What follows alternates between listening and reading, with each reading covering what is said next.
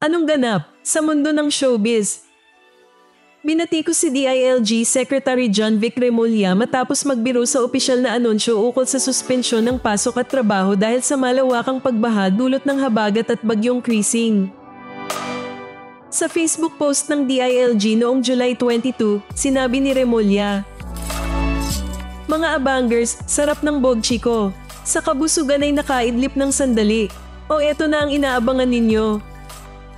Marami ang hindi natuwa, lalo na't 12 ang naiulat na nasawi at marami pa ang nawawala at nasugatan.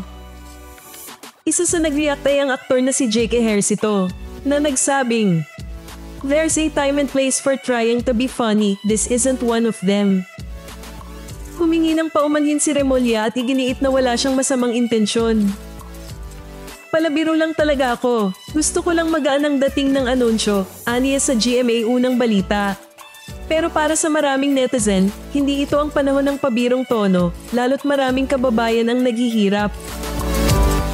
Sa gitna ng mga pagbaha, pagkasawi, at pagkawala ng mga kababayan natin, ang tanong ng publiko, gaano kahalaga ang pagiging sensitibo ng mga opisyal sa panahon ng krisis?